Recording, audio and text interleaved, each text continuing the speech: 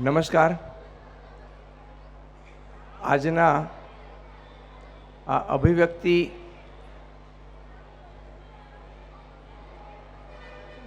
નામથી વાર્ષિકોત્સવના કાર્યક્રમમાં પધારેલા મંચસ્થ મહેમાનો,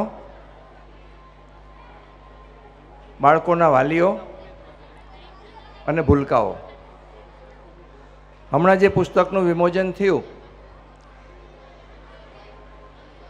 લોકમાતા પુણ્ય શ્લોકા દેવી અહલ્યાબાઈ હોલકર,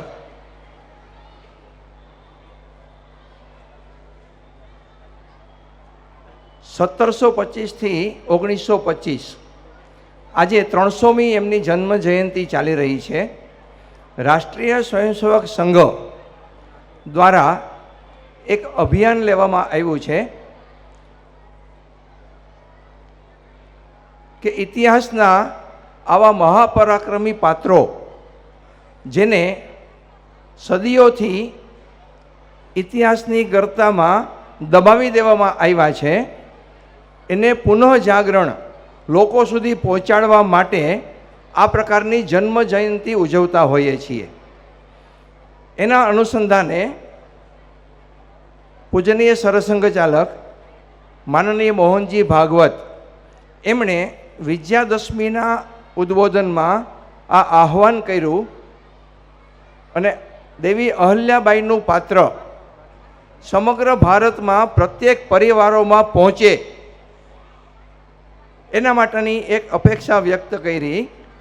એના ભાગરૂપે સૌરાષ્ટ્ર પ્રાંતમાં આ પુસ્તિકા વિતરણનું એક અભિયાન ચલાવવામાં આવ્યું.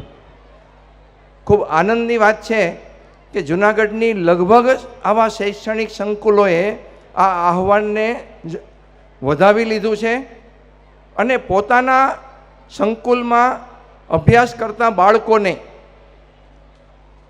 પોતાના તરફથી આ પુસ્તક નિઃશુલ્ક આપવામાં નિમિત્ત બન્યા છે.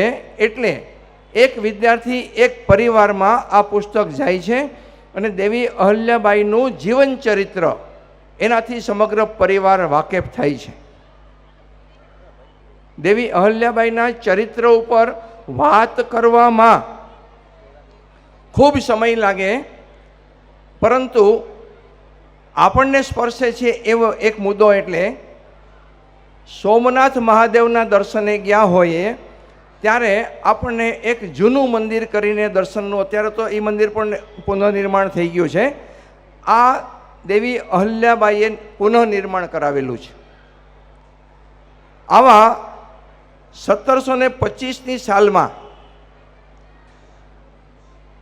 જેમનો જન્મ થયો અને એ રાજશાસનમાં આવે છે, એટલે ઘણી બધી વાતો એના આધાર ઉપર થઈ શકે, પણ આવા મુસ્લિમ શાસકોના સમયમાં પણ આવા મંદિરોનો જીર્ણોદ્ધાર એક મહિલા શાસકે કરાવેલો છે. 16 પાનાની પુસ્તિકા છે. મારો આગ્રહ છે કે પ્રત્યેક પરિવારના લોકો નિરાતે વાંચે અને આપણે ભારતમાં આવી સન્નારીઓ થઈ ગઈ છે, આવા મહાપુરુષો પાત્રો થઈ ગયા છે, એનું ગૌરવ લઈએ. ધન્યવાદ.